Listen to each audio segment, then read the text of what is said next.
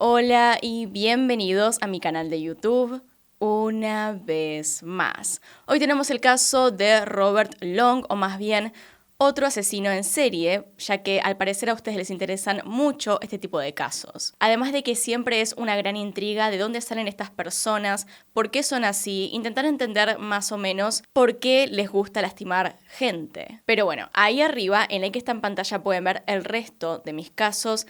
Acá abajo tienen mis redes sociales por si quieren seguirme en alguna de ellas. Y sin nada más que decir, comencemos.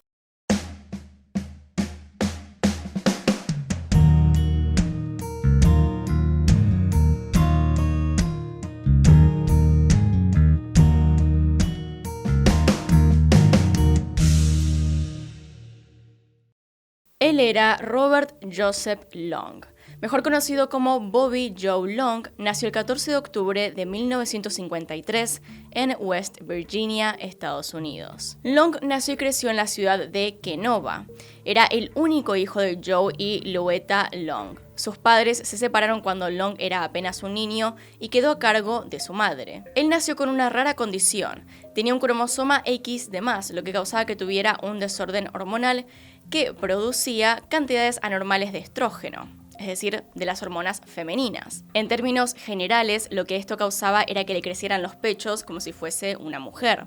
Así que por esto recibió mucho bullying y tuvo que operarse para reducirse los senos más tarde. De pequeño, Long sufrió un accidente cuando fue atropellado por un auto. Como resultado de esto, estuvo internado por varias semanas en el hospital y quedó con varias contusiones en la cabeza. En la escuela sufría mucho de bullying por sus condiciones físicas y esto lo llevó a tener un desempeño académico muy irregular y a tener muchos castigos y amonestaciones por su mala conducta. Llegado a la adolescencia, al tener una gran contextura física, comenzó a hacerle frente a las personas que lo molestaban, y esto hizo que se ganara cierto respeto y dejaran de molestarlo finalmente, por lo que su paso por la escuela secundaria fue mucho más tranquilo. Pese a esto, uno de los mayores problemas que sufrió Long durante su adolescencia fue la turbulenta relación que tenía con su madre. Ella trabajaba como camarera en un bar de tragos y tenía que ir vestida, digámoslo así, ligera de ropa. Además, solía conocer a muchos hombres y llevarlos a su casa prácticamente a diario. Long consideraba que estas conductas de su madre eran promiscuas y se lo recriminaba todo el tiempo. Se cree que es a partir de esos momentos que él desarrolla un fuerte odio y resentimiento hacia las mujeres en general. Es durante la época de la secundaria que conoce a Cindy Brown, una compañera de clase con la cual se puso de novio. Durante toda la secundaria la pareja estuvo junta y, a decir verdad, durante esta época no hubo ningún problema entre ellos. Eran más que nada una buena pareja. Luego de graduarse en 1972, Long se unió al ejército, donde permaneció por 2 años. En 1974 se casaron con Cindy y los primeros meses de matrimonio iban bien como el resto de su tiempo de pareja. Pero apenas 4 meses después de casarse, Long tuvo otro accidente cuando chocó con su moto y salió despedido por los aires. Nuevamente tuvo graves daños en la cabeza y estuvo en coma por varios días. Según el testimonio de la propia Cindy, la actitud de Long cambió luego de este accidente y se puso muy violento. Pese a esto, ese mismo año Cindy quedó embarazada y tuvieron a su primer hijo, Chris. Al año siguiente nació Sarah, su segunda hija, y se mudaron al estado de Florida. Como ya mencionamos, a partir del accidente, la actitud de Long para con su esposa comenzó a cambiar, y a medida que pasaba el tiempo, esto empeoraba cada vez más. Comenzó a maltratar física y verbalmente a Cindy, y esta violencia iba cada vez más en aumento. Además de las golpizas, de hablarle mal, de insultarla, en un momento Long comenzó a forzar a Cindy a tener relaciones sexuales.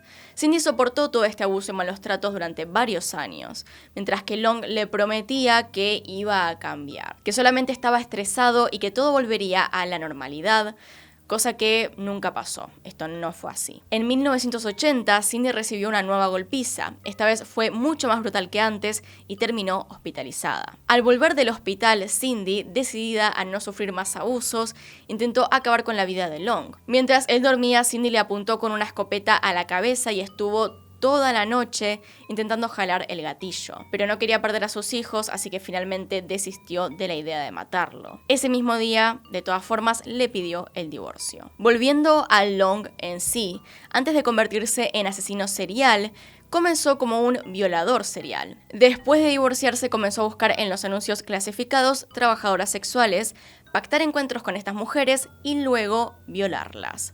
También atacaba a las mujeres que encontraba solas en su casa cuando hacía su trabajo como vendedor de electrodomésticos a domicilio. Se estima que entre 1980 y 1984 cometió más de 50 violaciones por distintas áreas de Florida, y era conocido como el Classified Ad Rapist, o el violador de los avisos clasificados, porque era ahí donde las buscaba. Eran los 80s y, como ya deben saber, en esas épocas no se le daba tanta importancia a estos casos, y había un montón. Ya hemos visto varios ejemplos. Si siguen este canal por lo menos ya sabrán de varios casos.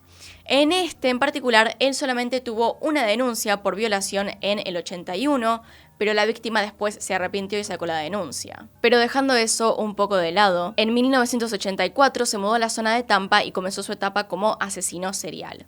No hay muchos detalles de cómo fueron los crímenes, pero durante un lapso de 8 meses, Long atacó, violó y asesinó a al menos 10 mujeres. Ellas eran Artis Ann Wick, de 20 años, asesinada el 27 de marzo del 84. El mismo año mató a Neung T. Long, de 19, a Michelle Denise Sims, de 22 años, a Elizabeth Laundenbach, de 22, a Vicky Marie Elliott, de 21, a Chanel Devon Williams, de 18, a Karen Beth Dinsfriend, de 28 años, a Kimberly Kyle Hobbs, de 22, a Virginia Lee Johnson, de 18 años, y a Kim Marie Swan, de 21 años, y sí, todo esto en 1984. La primera víctima en ser descubierta por la policía no fue la primera a la cual asesinó, fue Neung Tae Long, cuyo nombre artístico era de hecho Lana Long, una bailarina exótica de 19 años cuyo cuerpo fue hallado a las afueras de Tampa en una zona rural.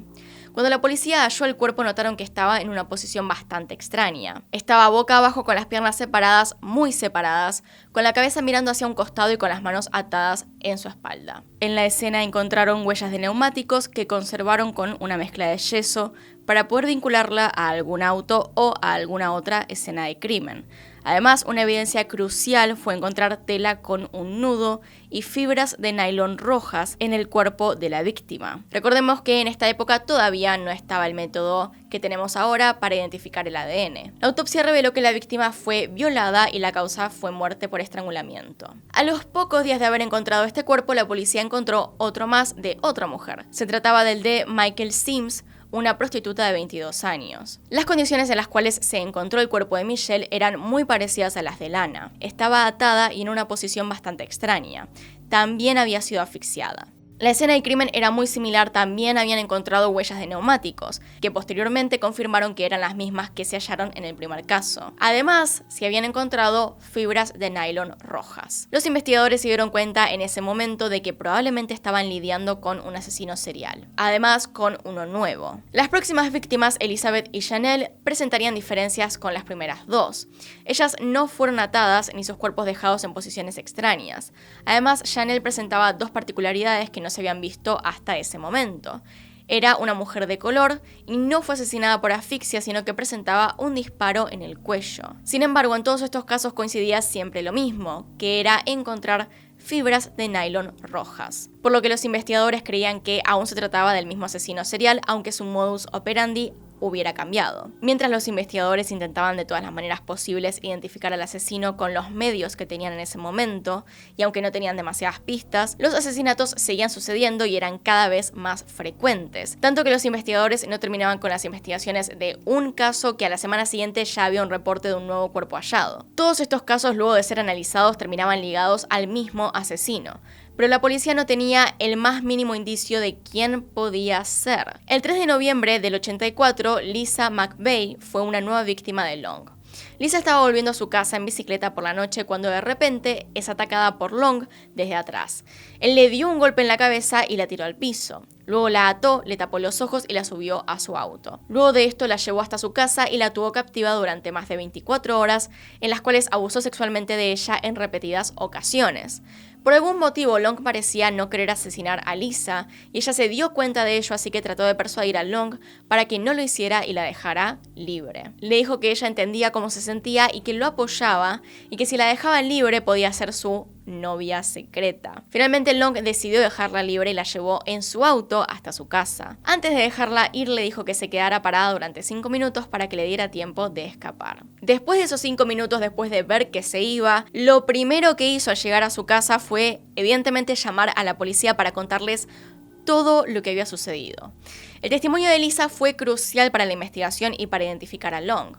Los investigadores encontraron las mismas fibras rojas que habían encontrado en los demás casos, por lo que llegaron a la conclusión de que la misma persona que la había atacado era el asesino que estaban buscando. Mientras viajaba en el auto, a pesar de tener los ojos tapados, pudo ver algunas cosas en particular, como por ejemplo la descripción del vehículo con asientos blancos, un piso de alfombra roja, de donde provenían las fibras de nylon rojas, y pudo ver la palabra Magnum en el coche. Los investigadores supieron a partir de esto que el vehículo se trataba de un Dodge Magnum, y gracias también al testimonio de Lisa, pudieron aproximar el área donde había sido secuestrada. Los investigadores no tardaron mucho en identificar a Long. Sin embargo, en los pocos días que les tomó hacer esto, Long tuvo tiempo de asesinar a más víctimas, siendo la última Kim Swan el 11 de noviembre de 1984, 5 días antes de su arresto. El 16 de noviembre de ese año, la policía finalmente identificó su auto y lo detuvo por el secuestro y violación de Lisa, ya que hasta ese momento no tenían ninguna prueba de que él fuera realmente el asesino, pero sí tenían el testimonio de Lisa. Mientras estuvo detenido, los investigadores comenzaron a hacerle preguntas sobre los asesinatos. En un principio, Long negaba estar relacionado con estas muertes, aunque sí admitió que había secuestrado a Lisa. Los investigadores siguieron acorralando a Long con sus preguntas, le mostraron toda la evidencia que habían recolectado y que solo era cuestión de tiempo para que probaran que él era el asesino. Así que finalmente Long se quebró y admitió su culpabilidad. A partir de ahí fue puesto en prisión a la espera del juicio, el cual se llevó a cabo en septiembre de 1985. La fiscalía tenía evidencia suficiente para ligar a Long en 10 homicidios, además de los cargos por secuestro y violación de Lisa McVeigh. Long se declaró culpable de todos los cargos y recibió 26 cadenas perpetuas, y además de esto recibió 2 penas de muerte por los homicidios de Janelle Williams y Elizabeth Laudenbach. Durante décadas él intentó apelar sus penas de muerte, pero en todas las instancias fue rechazado. Finalmente, el 23 de mayo del 2019, Long fue ejecutado por inyección letal. No fue la familia ni un amigo, no tuvo ningún conocido cerca, y sus últimas palabras, o más bien última, fue no, respondiendo al hecho de que no tenía nada más para añadir antes de morir. Entre las personas que asistieron a su ejecución se encontraban Lisa McVeigh, una de sus víctimas. Como dato de color acá, Lisa, después de todo lo que pasó, decidió convertirse en policía. Contó su caso en varios documentales y libros, de hecho. Además, da charlas motivacionales para mujeres que son víctimas de abuso y violación. Lisa contó que Long la dejó la noche en que la devolvió a su casa en un gran árbol de roble, y cuando finalmente murió dijo que iría hasta ese árbol y lo abrazaría para después llorar hasta que pasara ese dolor que le dejó la situación. También está el hecho de que ella ya la había pasado mal antes. Venía de una larga historia de abuso en el hogar, y de ahí también salió su habilidad de persuadir a su atacante y secuestrador de que la dejara ir, de convencerlo de que ella no haría nada. En cierta forma podemos decir que usó su trauma para combatir este hecho tan duro. Una situación así de difícil requiere también de mucho valor, y juntando todas sus fuerzas pudo hacer una gran actuación que le permitió salir de ahí con vida. I knew at that moment that I had to survive. I had to reach down the pit of my stomach and just go with the last survivor skill ever. I told myself I would fight with him emotionally, not physically. Before my abduction, I had already sat down and wrote my suicide note. I was tired of living. I had a horrific childhood, and now it's time for me to fight one more time to survive. I was already a survivor. It was not my day that day to die. Ella contaba que durante el secuestro hacía pequeñas cosas que más tarde la ayudarían bastante, como por ejemplo que cada vez que Long le sacaba la venda, ella la mordía un poco. Así despacito se iban haciendo agujeros que le permitían ver alrededor. También se acostaba para atrás para intentar que la venda baje un poco y poder ver a dónde estaba yendo. De esta forma ella iba reconociendo varios lugares. También hacía constantemente notas mentales, olores, sonidos, palabras, lo que fuera. Fue así justamente como se identificó al asesino. Se encontró el auto, se encontró la ruta que recorría. Ella sacó información de todas partes. You'd be surprised what you can see When you're blindfolded, what you hear, taste, smell, all those senses come into play. 17 again, I'm thinking of this. He's going to get caught because I wasn't going to allow him to do this to anybody else. Never saw his facial features through my eyes. I saw them through my hands. Una de las familias que estuvo ahí fue la de Janelle Williams. Ellas dijeron que Long se fue demasiado cómodo de este mundo y muy tranquilo. Para ellas esto claramente significaba que él había muerto sin sentir el dolor de todas las vidas que quitó. After a final meal of roast beef, bacon, and fries, the lethal chemicals went into Bobby Joe Long at 6:43. And anybody that is in our shoes in the near future, please stay vigilant. Don't stop until you get it done. One life will never make up for another and will never be an equalizer. Linda Nuttall es una mujer víctima de este hombre que sobrevivió.